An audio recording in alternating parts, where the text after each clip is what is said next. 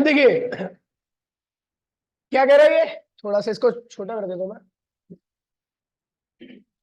ठीक है, अब एनालिट कहाँ गया इसमें?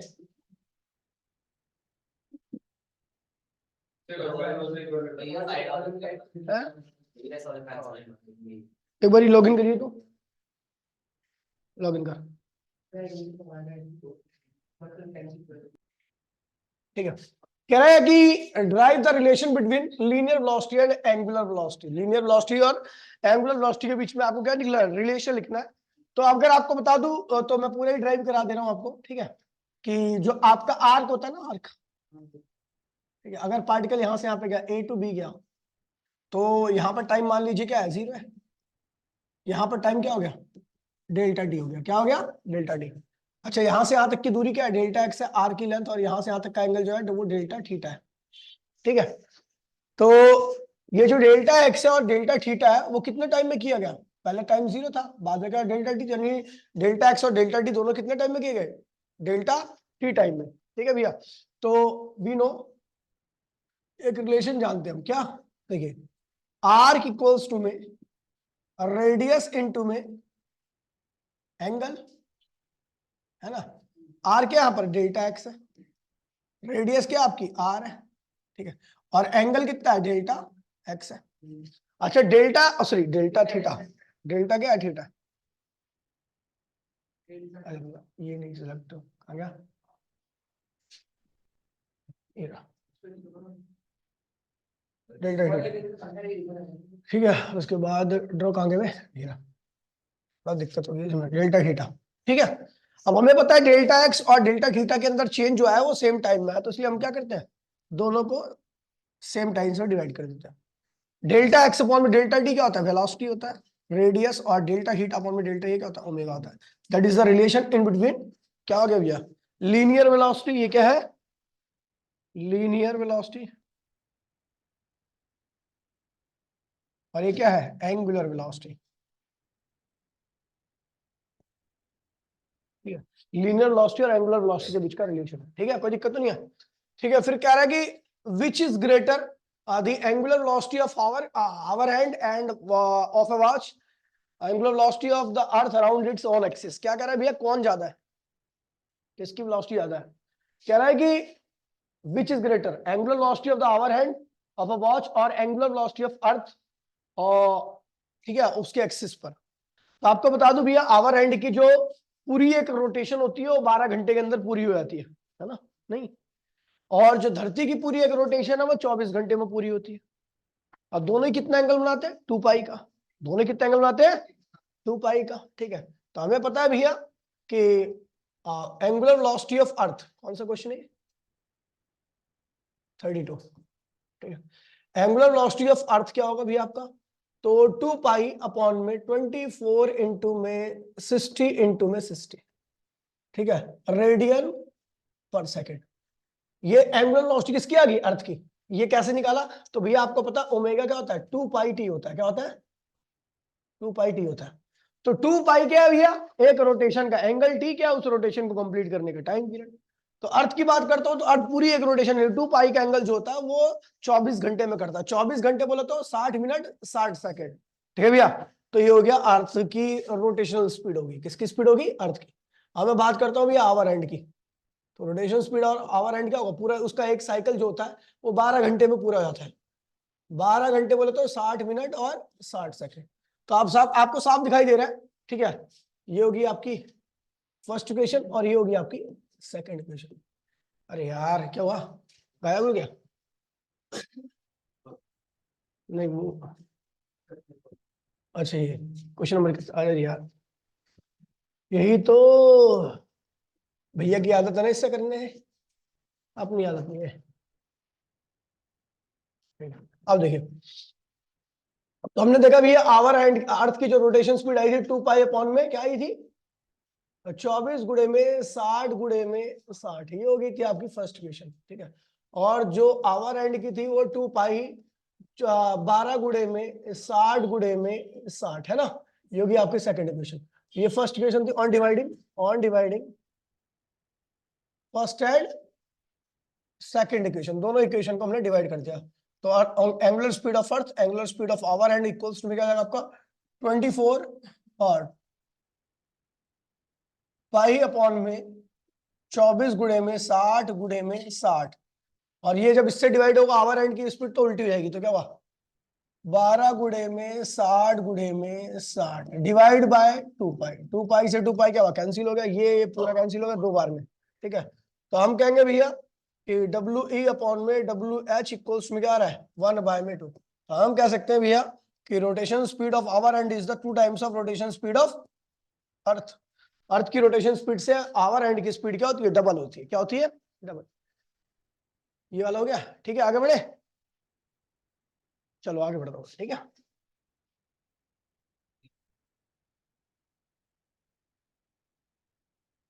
कौन सा 2700 वगैरह हो गया क्या, तो मतलब ये वाला छोड़ दिया क्या मैंने, नहीं करा तो ये सब नहीं करवाया था भाई, हाँ मैंने नहीं करवाया। नीचे करो, नीचे करो। हाँ, वही गामा वाला क्वेश्चन था ना, इसका प्रेशर नेगेटिव एंड इसका सब ने रीजन नहीं कराते, अरे वो तो करवाए थे। ये है ना, हाँ चलो यहाँ पे चलो अब ये देखिए, अच्छा वो भी लिखा होगा ऊपर है ना, हाँ वो पीडीएफ ऊपर होगा, ठीक है चलो कोई बात नहीं। ठीक है, अब ये हो गया आपका, फिर कह रहा है भैया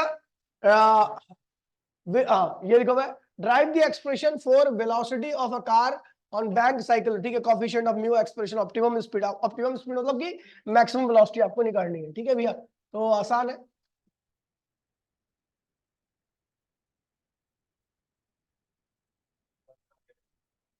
ठीक है, अब देखिए, चलो भैया drive the expression for optimum speed यानी maximum speed of the vehicle on the bank road निकालना आपको। आसान कंसेप्ट है। ठीक है, ये है बैंक रोड। ठीक है, ये इसका लेवल रोड है। ठीक है, लेकिन हमने क्या किया, टर्न की वजह से यहाँ पे एंगल बैंक कर दिया, उठा दिया थोड़ा सा, है ना। ये है आपकी गाड़ी, गाड़ी को ज्यादा फैशनेबल मत बनाना एंड नॉर्मली ऐसी बना देना। ठीक है, ये क्या है भैया, एम जी। ये क्या है, एम जी। ये क्या है, कॉन्टेक्ट फोर्स है, अगर आपको याद हो। ठीक है, नॉर्मल डायरेक्शन, ये एम जी है, समझ गया। और ये ऊपर वाला कॉन्टेक्ट फोर्स। ठीक है, ये इसके ऊपर जर्क जो लगेगा वो बाहर की तरफ लगेगा, जर्क, है ना। अब एक चीज देखिए भैया, जब जर्क बाहर की तरफ लगे तो फ्रिक्शन कहाँ लगेगा, अंदर की तरफ। एक लाइन ऐसे खींच लीजिए, तो अपने को पता है थीटा, तो ये भी यहाँ पर भी एंगल क्या होगा, थीटा ही होगा। ठीक है, फ्रिक्शन को रिजॉल्व करो। जब मैंने फ्रिक्शन को रिजॉल्व किया तो उसके साथ एंगल बन रहा था, क्या होगा, एफ कॉस थीटा। और फ्रिक्शन का यहाँ पे दूसरा कंपोनेंट क्या होगा, एफ साइन थीटा। ठीक है, अगर मैं प्लेन पे होता तो वेट और नॉर्मल रिएक्शन क्या होते, दोनों सेम लाइन में होते। प्लेन पे होता तो जो वेट होता और ये जो कांटेक्ट फोर्स है एन, वो क्या होता, सेम लाइन में होते। लेकिन इंक्लाइन होने की वजह से जितना इंक्लाइन हुआ उतना ही क्या हुआ, नॉर्मल रिएक्शन अपनी पोजीशन से क्या हुआ, खिसक गया। तो एन जो इस लाइन के साथ, जो अपने नॉर्मल के साथ जो एंगल बना रहा है, एन जो है इस लाइन के साथ जो एंगल बना रहा है वो क्या है, थीटा। कैसे थीटा, क्योंकि आपको पता अगर आप इस वाले पॉइंट को इस वाले पॉइंट से मिला दोगे तो थीटा क्या होगा, 0 हो जाएगा, और ये 0 हो जाएगा तो ये एन क्या होगा, इससे ओवरलैप कर जाएगा। ठीक है, तो लेकिन हमें हमें पता, हमने इसको ऐसा उठा दिया ऊपर की तरफ, ये प्लेन उठा दिया तो ये क्या हुआ, ये नॉर्मल से दूर हट गया, तो यानी क्या हुआ, एन, ये क्या हुआ, N cos theta. N cos theta यार क्या है,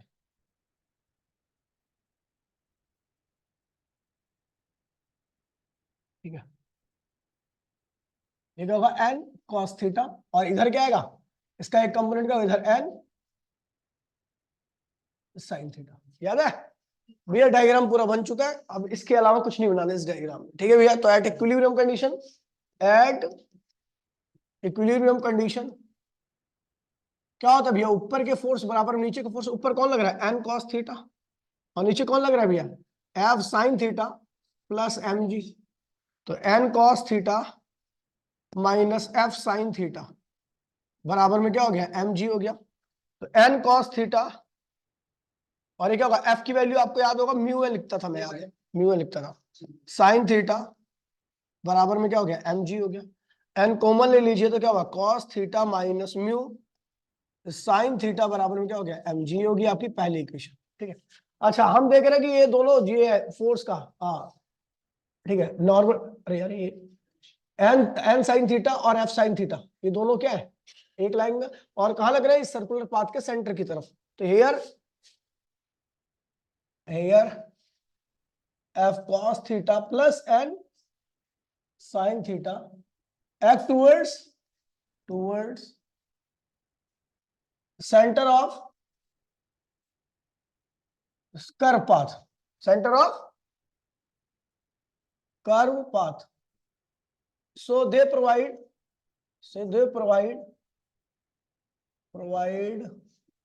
essential centripetal force।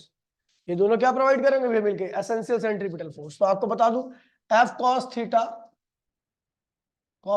Plus N sine theta, N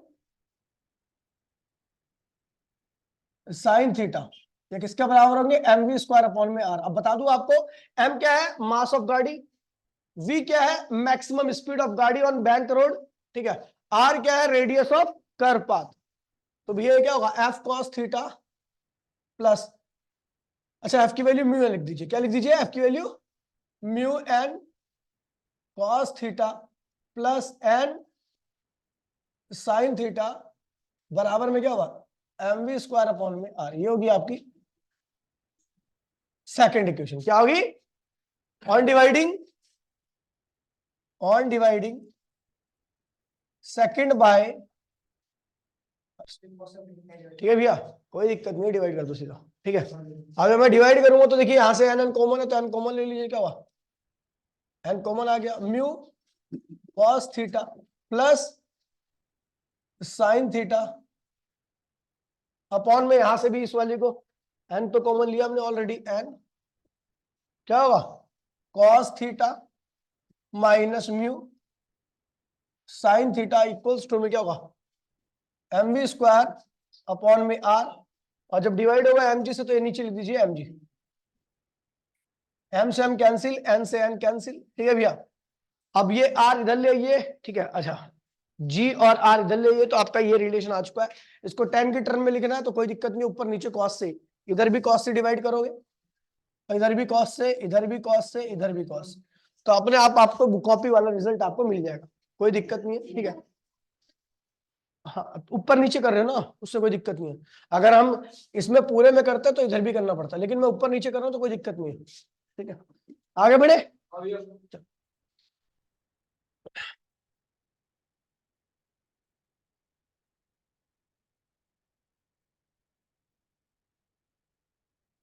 ठीक है भैया अभी हो गया। अगला क्या कह रहा है भैया, देखिए क्या कह रहे हैं भैया, कहा है circular race track of radius क्या है 300 मीटर, सर्कुलर रेस ट्रैक है उसकी रेडियस क्या है 300 metre, banked at an angle of 15 degree if the coefficient of friction between the wheels of the race car and the road is 0.2, ठीक है भैया coefficient of mu की value देखिए, what is first optimum speed of the race car avoided by wearing and tearing on its tire। wearing tearing मतलब होता है क्या होता है फ्रिक्शन लेस सरफेस कैसी होनी चाहिए।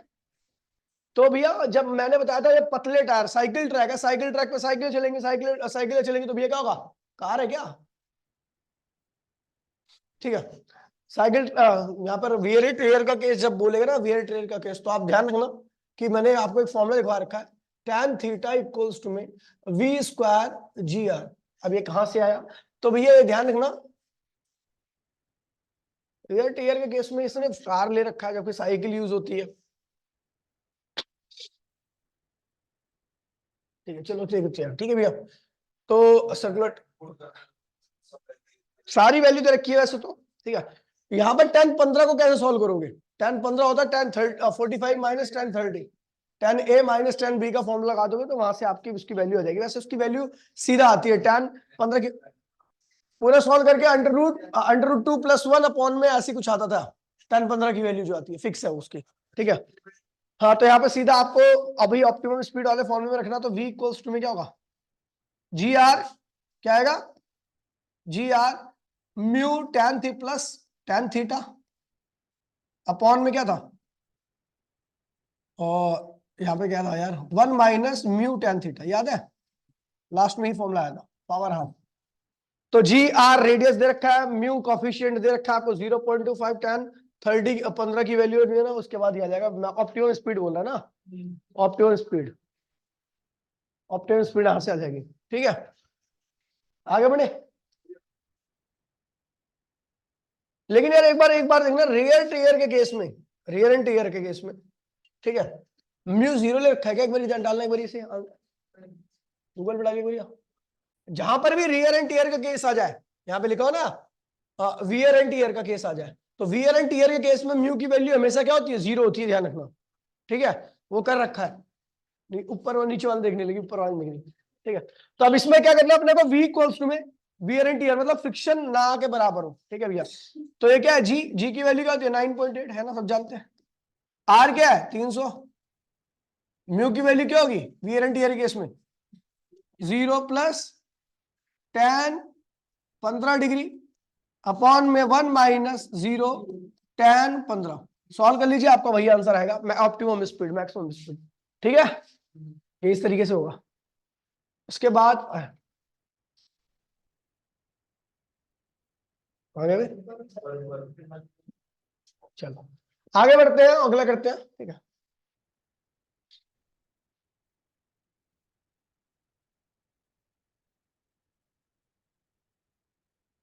अब यहां पे करेंगे फिसलने से बचने के लिए, फिसलने से बचने के लिए what is the optimum speed of गाड़ी, ये भी ऑप्टिमम स्पीड, तो यहां पर आप सीधा लगा सकते हो फॉर्मूला। ठीक है, अब यहाँ पे यूज होगा इसका।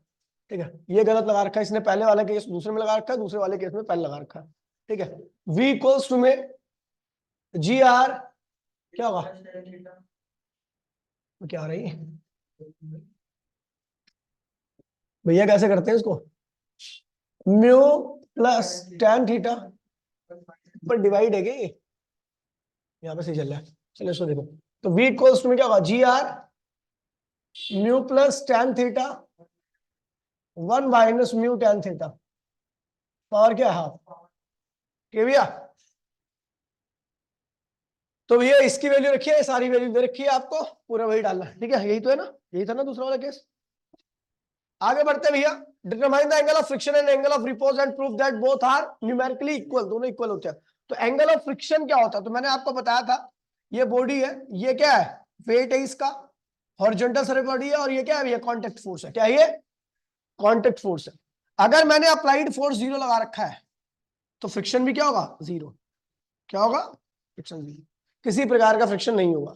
लेकिन जैसे ही मैं अप्लाइड फोर्स लगाता हूं तो ये बॉडी रुकी हुई है, इसी में लिखता हूं, जैसे ही मैं अप्लाइड फोर्स लगाता हूं तो ये बॉडी क्या हुई है, रुकी हुई है, ये बॉडी ये क्या है कॉन्टेक्ट फोर्स, और ये क्या है वेट। लेकिन जैसे ही मैंने अप्लाइड फोर्स लगा दिया वैसे ही पीछे क्या आता है, फ्रिक्शन आता है। अब फ्रिक्शन जैसे ही आ गया तो पहले देखिए एन अकेला था, पहले केस में एन अकेला था, वेट इधर था, बाकी ये भी 0 था, ये भी 0 था। लेकिन जैसे मैंने यहाँ पे एफ लगाया वैसे क्या हुआ, एन पीछे आ गया, तो इन दोनों का जो रिजल्ट रहेगा वो इधर आ जाएगा, कुछ एंगल बना लेगा इसके साथ, ये रिजल्ट है, किसका रिजल्ट है, एन और एफ का रिजल्ट है। इसी एंगल को हम क्या कहते हैं भैया, एंगल ऑफ फ्रिक्शन, क्या कहते हैं इसे, इसी थीटा को हम क्या कहते हैं भैया, एंगल ऑफ फ्रिक्शन कहते हैं। अब इसकी वैल्यू निकाली कैसी आती है, तो बना लीजिए छोटा सा ट्राइंगल, बन गया ट्राइंगल, ये वाला ट्राइंगल, ये क्या हुआ, फोर्स हो गया, क्या हो गया, ये अरे सॉरी फ्रिक्शन, क्योंकि ये फ्रिक्शन क्या पैरेलल है। ठीक है, तो इस ट्राइंगल में देखिए, तो tan थीटा क्या होता है, परपेंडिकुलर अपॉन में बेस, परपेंडिकुलर क्या है भैया, एफ, बेस क्या है भैया इसका, एन, एफ अपॉन में एन क्या होता है, म्यू, क्या होता है, एफ अपॉन में एन होता है म्यू। ये तो हो गया एंगल ऑफ फ्रिक्शन।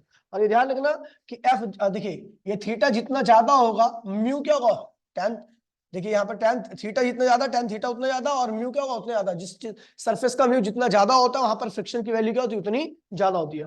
तो फ्रिक्शन यानी mu is directly equal to tan theta आ रहा है यहाँ पर। ठीक है, और म्यू की वैल्यू, फ्रिक्शन की वैल्यू tan थीटा आ रही है। अब देखिए एंगल ऑफ रिपोज आते हैं, angle of repose, angle of repose कल ही कराया था मेरे ख्याल से, परसों। ये इंक्लाइन प्लेन है, ये बॉडी क्या है रेस्ट में, ये इसका वेट है mg, ये क्या भी है अल्फा एंगल मान लीजिए, तो ये क्या होगा कॉन्टेक्ट फोर्स ये रहा है ना नॉर्मल, और ये अल्फा एंगल यहाँ पर ही बनेगा, आपको पता है जितना एंगल यहाँ बनता है वहां पे, ये क्या mg cos अल्फा, और क्या होगा mg sin अल्फा। ठीक है, आपको पता है बॉडी रेस्ट में, तो उसका मतलब फ्रिक्शन कहाँ लग रहा है, ऊपर, क्योंकि अगर फ्रिक्शन ऊपर नहीं लग रहा होता तो mg sin अल्फा उसको नीचे ले आता। एट इक्विलिब्रियम n की वैल्यू किसके बराबर होगी, n की वैल्यू mg कॉस अल्फा के, और एफ की वैल्यू किसके बराबर होगी, एम जी साइन अल्फा की। एफ अपॉन में एन कर दीजिए, और एम जी से एम जी कैंसिल हो गया, साइन अपॉन में कॉस क्या होता है, टेन अल्फा। क्या होगा, टेन अल्फा। इसकी वैल्यू क्या होगी, म्यू इक्वल्स में टेन अल्फा। हम देख रहे हैं यहाँ पर म्यू की वैल्यू क्या आ रही है, टेन अल्फा, और यहाँ पर म्यू की वैल्यू क्या आ रही है, टेन थीटा। हम देख रहे हैं टेन अल्फा बराबर में टेन थीटा, क्योंकि दोनों ही म्यू की वैल्यू है। हो गया, समझ गया। तो इस तरीके से आप कर सकते हो इसको।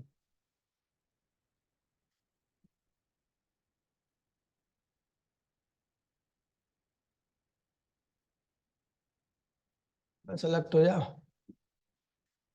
क्या है ये, कैसे सेलेक्ट हो रहा है ये।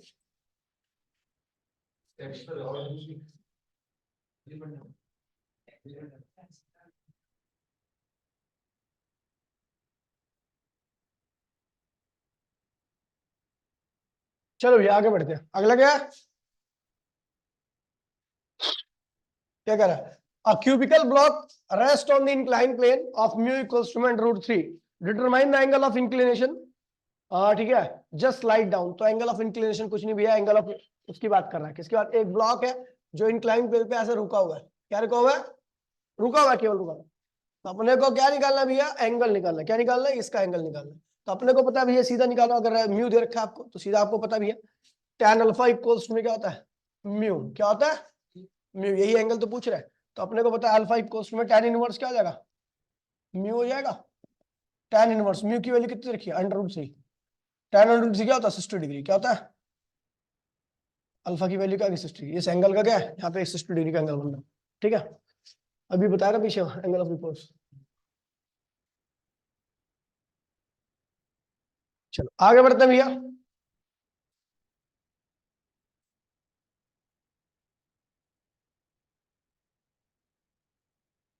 यही है क्या, हाँ। अगला क्या कह रहा है, देखिए सुन लीजिए।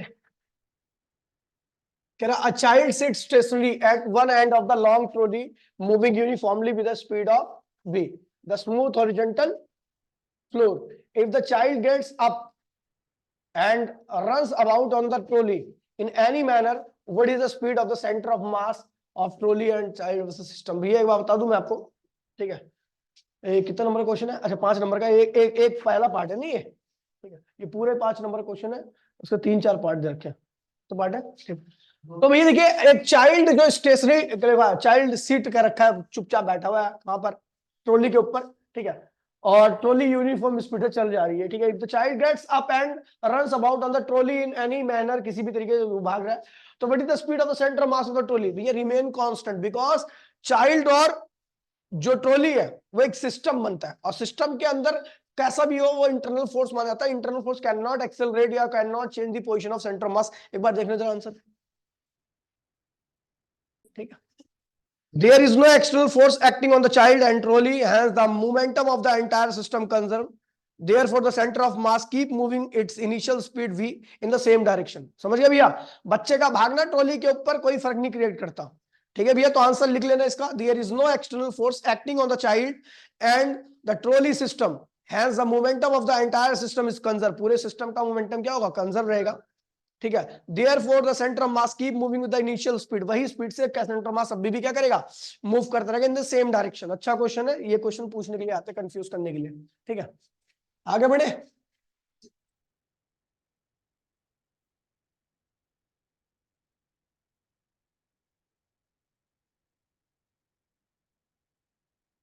यार ये क्या है ये,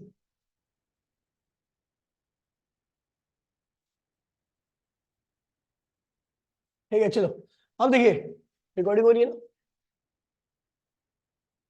कह रहा भैया car of weight 1800 kg, the distance between its, क्या लिखा है, क्या लिखा है ये, its front and back axle, ठीक है।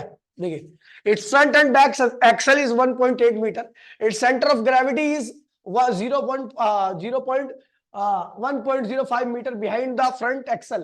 Determine the force exerted by the level ground on each front wheel। देखिए भैया क्या कह रहा है, सुन लीजिए।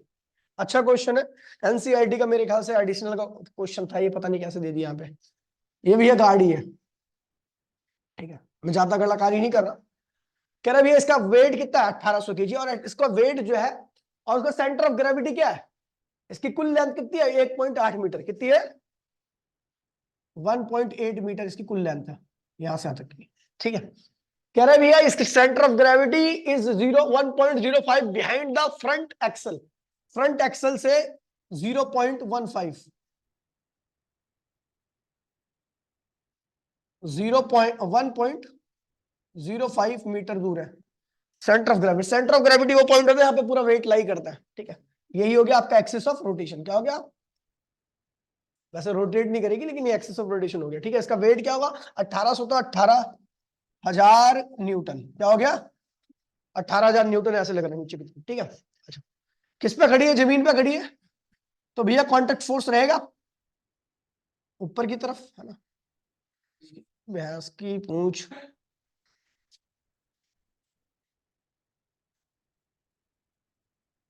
ठीक है। तो देखिए भैया कॉन्टेक्ट फोर्स क्या रहेगा, यहां पर और यहां पर भी रहेगा। इसको ले लो R1 और इसको ले लो R2, है ना। कॉन्टेक्ट फोर्स ऐसा लग रहा है। अच्छा पीछे सेंटर ऑफ ग्रेविटी क्या होगी, ये आगे से 0.5 है तो ऊपर से क्या होगा, और पीछे से क्या होगा 0.75, 0.75 होगी पीछे वाले एक्सल से, है ना। हो गया, रॉड वाला क्वेश्चन कराया था, बिल्कुल सेम रॉड वाला है, ठीक है। फिर क्या कह रहा है, कहां गए, डिटरमाइन द फोर्स एक्ट, भाई यही है ना, ठीक है। हाँ ईच फ्रंट व्हील, बस इतना डायग्राम में दे रखा है, खत्म हो गया क्वेश्चन, आसान क्वेश्चन, ठीक है। देखिए मुझे पता है the given body is in equilibrium, given body कैसी है, translational equilibrium as well as rotational equilibrium. The given body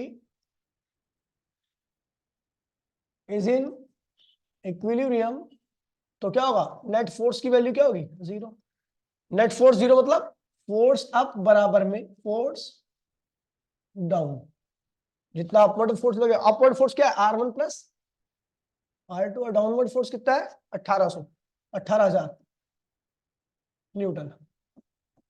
ये होगी पहली क्वेश्चन, कोई दिक्कत तो नहीं है। R1 R2 की वैल्यू निकालनी है अपने को, ठीक है। अच्छा अब एक चीज देखिए भैया, मुझे पता कि ये रोटेशनल इक्विलिब्रियम में है, तो टोटल टॉर्क की वैल्यू क्या होगी 0, यानी टॉर्क क्लॉकवाइज बराबर में टॉर्क एंटी। जब आप एंटी क्लॉकवाइज, क्या लिख रहा हूं मैं, एंटी क्लॉकवाइज समझना, ये क्लॉकवाइज है, ये क्या है एंटी क्लॉकवाइज लिखा मैंने, ठीक है।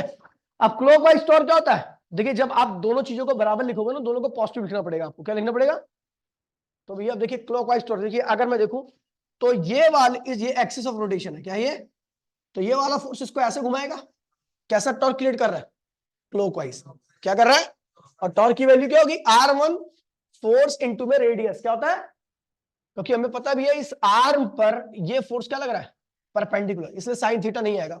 टॉर्क का फॉर्मूला क्या होता है RF sine theta. Sine theta जब आता है कुछ एंगल होता है यहाँ पर तो पूरा 90 डिग्री का, तो इसलिए साइन थीटा लगाने की आवश्यकता नहीं है। आर क्या है 1.05 मीटर, और फोर्स क्या है F1, तो क्या हुआ आर क्या है 1.05, और फोर्स क्या है R1, ठीक है। ये अच्छा ये देखिए, ये जो ये वेट लग रहा है वो कहां लग रहा है सेंटर ऑफ ग्रेविटी पे, तो इसकी वजह से किसी प्रकार का कोई टॉर्क नहीं आएगा, इसकी वजह से किसी प्रकार का टॉर्क। तो अब ये बचा ये हमारे पास ही वाला, ये भी ऐसे ही कर रहा है, ये कैसे घुमाएगा इसको एंटी क्लॉकवाइज, तो इसको पल्ली साइड में लिखो 0.7 ये आर हो गया आपका, और फोर्स कितना है R2 हो गया। अब यहां से अपने को सेकंड इक्वेशन होगी, अब फर्स्ट इक्वेशन या सेकंड इक्वेशन से किसी एक की वैल्यू निकालिए, R1 R2 की वैल्यू अपने आप आ जाएगी। एक बार देखना सॉल्यूशन में, देखना इसका वेट को तो नहीं, यार ठीक है चलो अभी मैं कॉल करता हूँ, ठीक है। देखिए भैया तो ये हो गया काइनेटिक, क्या होता है हाफ mv स्क्वायर। आपको ये क्वेश्चन करना भी है, drive the relation between rotational kinetic energy and movement of inertia, है ना, बहुत आसान क्वेश्चन है, कोई दिक्कत नहीं है। काइनेटिक क्या होता है हाफ mv स्क्वायर, तो k क्या होगा हाफ m, v की वैल्यू क्या होती है आपको याद हो तो मैंने अभी बताया थोड़ी ओमेगा r, है ना, तो k क्या हो जाएगा half m omega square r square. m r square क्या होता है इनर्शिया, क्या होता है, तो that is the relation between rotational kinetic energy और मूवमेंट ऑफ इनर्शिया। तो रोटेशनल काइनेटिक एनर्जी क्या होगी, ये होगी, और मूवमेंट ऑफ इनर्शिया ये होगी आपका, ठीक है, इनर्शिया उनके बीच में रिलेशन आ गया, ठीक है। अगला क्या कह रहा है, calculate the kinetic energy of rotation of circular disc of mass 1 kg है एंड रेडियस क्या है 0.1 rotating about the axis passing through the centre. अब कितना घटिया क्वेश्चन है। डिस्क का मूवमेंट ऑफ इनर्शिया क्या होता है, हाफ mr²। क्या होता है, मैंने बताया था आपको, निकाल केवल यही याद रखना। मास कितना दे रखा है आपका 1 किलो, और रेडियस कितनी दे रखी है 0.2। आ गया, आई इनर्शिया आ गया। अपने को रोटेशनल काइनेटिक एनर्जी निकालनी है। रोटेशनल काइनेटिक क्या होती है, half I omega square, half I निकाल दिया अपने, ओमेगा दे रखा 20 आरपीएम, 20 आरपीएम क्या रखा है 30 पाई रोटेशनल पर मिनट दे रखा है, 30 पाई रोटेशन पर मिनट दे रखा है। तो भैया अभी ये सुन लीजिए, पर सेकंड में करना है, इसको कन्वर्ट करना, क्या करना है, तो 30 अपॉन में पाई डिवाइड बाय 60, ये हो गया आपकी फ्रीक्वेंसी, क्या आ गई आरपीएस आ गई, ये क्या आ गई आरपीएस, 60 से डिवाइड करने में आरपीएस आ गई। अब आपको क्या निकालना, ओमेगा, ओमेगा होता है 2 पाई एफ, क्या होता है 2 पाई, एफ की वैल्यू क्या है 30 पाई इंटू में 60। सॉल्व कर लीजिए, ओमेगा आ गया, आई आ गया, यहां पुट कर दीजिए, आई की जगह पर ओमेगा की जगह पर आंसर आ गया, कोई दिक्कत तो नहीं है, हो गया, ठीक है, हटाऊं,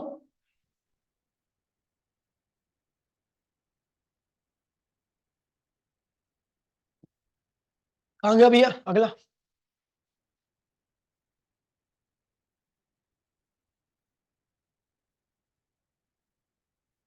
और सर फिर भैया आ गया, नहीं होता ना सर, अच्छा पेन पे कर लेता हूँ सर, ठीक है।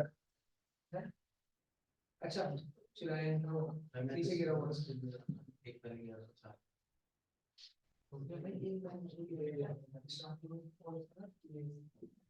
देखिए रिकॉर्ड हो रहा है ना,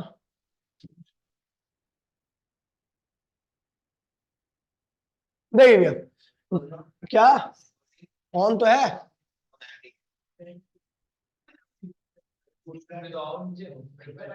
अच्छा ये वो रखा है क्या पैराग्राफ, कभी भी ये भैया ध्यान रखना, केस स्टडी में कभी भी आपको पैराग्राफ पढ़ने की आवश्यकता नहीं है, फालतू का होता है वो, ठीक है। हाँ बोलिए, इसमें हाथ जम जाता है ना, उसके बाद फिर कह रहा था gravitation for acceleration at the gravitational acceleration at a point क्या होता है भैया, डबल हो जाता है, the weight of the body is also double, क्योंकि weight is directly equal to G होता है, acceleration due to gravity double होगी तो वेट भी क्या होगा डबल हो जाएगा, खत्म हो, क्या क्वेश्चन है।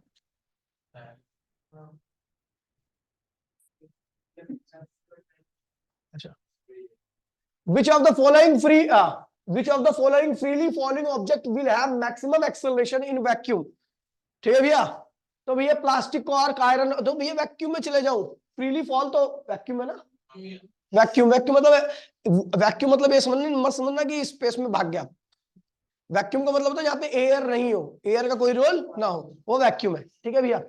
तो भैया कह रहे जहाँ पे वैक्यूम है, जहाँ पे एयर ही ना हो, तो वहां पर सबका एक्सेलरेशन क्या होता है भैया बता दूं आपको, तो सेम रहता है, ठीक है। एक पेज भी उसी रफ्तार से गिरता है और एक बड़ा सा पत्थर भी उसी रफ्तार से गिरता है, जिसका वजन 1000 किलो, ठीक है। तो वैक्यूम में सबका एक्सेलरेशन गिरने का क्या हुआ, सेम रहेगा। चलो भाई आगे बढ़ते हैं। What is the force required to produce the acceleration of 9.8 metre पर second in a body of weight now? तो भैया कितने फोर्स की रिक्वायरमेंट होगी, ध्यान दीजिए भैया, क्या कह रहा है, एक बॉडी है,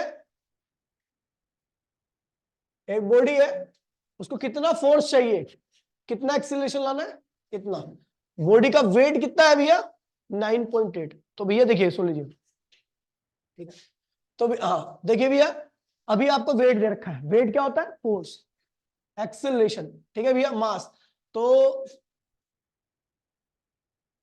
अबे ये फोर्स रिक्वायर्ड बोला ना, तो खुद ही फोर्स है ना, यही फोर्स इसी को इतने से एक्सेलरेट कराएगा, मास तो 1 किलो हो जाएगा, मास क्या होगा, कई बार यही बोलेगा कि भैया मास बताइए, तो मास का फोर्स क्या होता है, मास इनटू में एक्सेलरेशन, यहाँ पे फोर्स ही बोल रहा है, जो ये फोर्स है, आंसर खुद ही दे रखा है इसने, पूछ रहा है कितना फोर्स चाहिए, तो आपको पता है वेट तो फोर्स ही है ना, तो 9.8 आंसर इसका सही।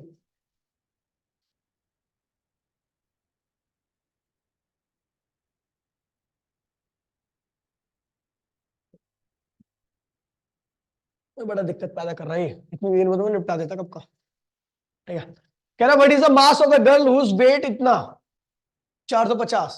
ठीक है, तो भैया एफ इक्वल्स टू एम होता है, और सॉरी एम जी होता है, वेट इक्वल्स में एम जी होता है, आपको मास निकालना, जी को डब्ल्यू के नीचे ले जाइए, आंसर आ जाएगा। ठीक है, कर लोगे? क्या कर लू? कर लू?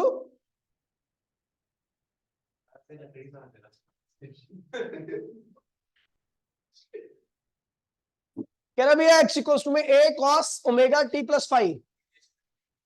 केस स्टडी है कि ना यार? ठीक है, एक बात तो केस स्टडी का कोई भी क्वेश्चन में पूछता ही नहीं है। अभी मैंने परसों पता नहीं किसका केस स्टडी पढ़ा था।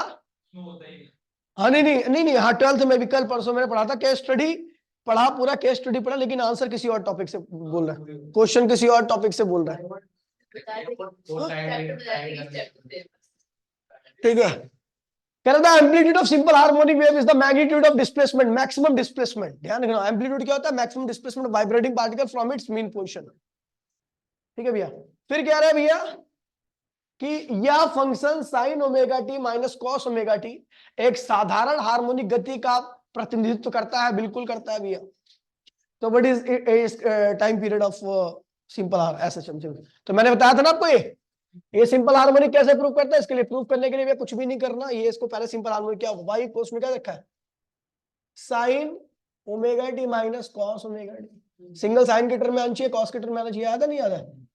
तो भैया अंडर रूट 2 से मल्टीप्लाई कर दिया, डिवाइड कर दिया, तो अंडर रूट 2 से डिवाइड कर दिया, 1 by under root 2 sine omega T minus cos omega T. ठीक है भैया, तो अंडर रूट 2 ये क्या होगा, साइन कॉस 45 हो जाएगा pi by 4 sign omega T, और माइनस ये क्या होगा, कॉस है, इधर क्या होगा साइन पाई बाय 4 कॉस, समझ गया, ओमेगा टी। उसके बाद रिड्यूस करोगे, और उसके बाद पीरियड ऑफ ऑसिलेशन भी निकालना है इसका। तो भैया अपने को पता है इसका ऑसिलेशन की जो स्पीड है वो क्या है, ओमेगा यहाँ पर। तो भैया पीरियड ऑफ ऑसिलेशन क्या होता है, 2 पाई अपॉन में ओमेगा, जितना भी हो एंगुलर स्पीड 2 पाई को उससे ही क्या करना, डिवाइड करना। अगर यहाँ पे 2 ओमेगा लिखा होता, यहाँ पे लिखते 2 ओमेगा, यहाँ पे 3 ओमेगा, समझ गया नहीं समझ गया, करवाया था मैंने आपको। क्या है,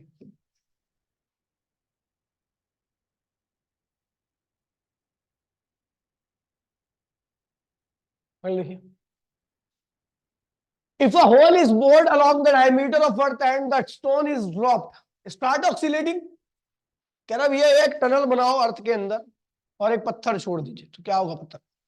तो आपको पता भैया पहले पत्थर को ग्रेविटी खींचेगी टुवर्ड्स इट्स सेंटर, अर्थ है ना, सेंटर पे जाएगा तो भैया इनर्शिया की वजह से क्या करेगा, सेंटर पे रुकेगा नहीं, ओवर शूट करके फिर कहाँ जाएगा, पल्ली साइड में, फिर ग्रेविटी खींचेगी। याद है ना, वही वाला ऑसिलेशन। ठीक है, हो गया, खत्म हो गया पता, लेकिन कोई बात नहीं आई ऊपर वाले की। ठीक है, a particle is executing a system with a period of t second and the amplitude of a meter and short time take to reach the point a by में 2 from its position। ठीक है भैया, देखिए सुन लीजिए क्या कह रहा है भैया, एक पार्टिकल है जो एग्जीक्यूट कर रहा है, कितना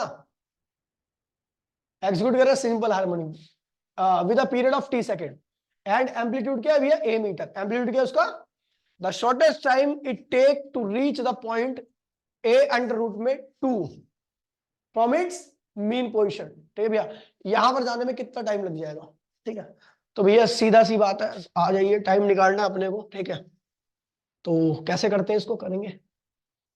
कह रहा भैया इतने दूरी तक जाने में उसको कितना टाइम लगेगा, पूछ रहा है ओवरऑल क्वेश्चन। तो y इक्वल्स में क्या होता है, a sign omega T. y कितना है भैया, a अंडर रूट में 2, ये किसी भी इंस्टेंट का डिस्प्लेसमेंट है, और ये क्या हुआ, a साइन ओमेगा क्या है भैया, 2 पाई अपॉन में कैपिटल टी स्मॉल टी। ठीक है, ये हो गया। अपने को स्मॉल टी निकालना है, क्या निकालना है, यही टाइम पूछ रखा है। ठीक है, ए से क्या होगा, कट मर गया, साइन इधर आएगा तो क्या होगा, साइन इधर आएगा, साइन इनवर्स क्या होगा, पाई बाय 4 हो गया, क्या हो गया, अब साइन इधर आएगा तो साइन इनवर्स 1 बाय रूट 2 क्या होता है, पाई बाय 4 होता है। ठीक है, इधर क्या बचेगा, 2 पाई कैपिटल टी इंटू में स्मॉल टी, है ना, कोई दिक्कत तो नहीं है। तो ये पाई से पाई क्या हुआ, कैंसिल हो गया है ना, 2 इधर आएगा तो क्या 1/8 इक्वल्स टू में क्या हुआ, स्मॉल टी अपॉन में कैपिटल टी, तो स्मॉल टी की वैल्यू क्या होगी, टी अपॉन में 8 आंसर आ गया। ठीक है, बड़ा प्यारा क्वेश्चन था, ठीक है हो गया। कौन किसका पेपर है ये, सारा फेल ही हुआ होगा। हाँ पिछली बार का सारा गलत कर रखा, ऑप्शन सही लगा रखा लेकिन कर क्या रखा समझ में नहीं आया। ठीक है, ठीक है आगे बढ़े, अभी तो ये पेपर खत्म हो गया अपना।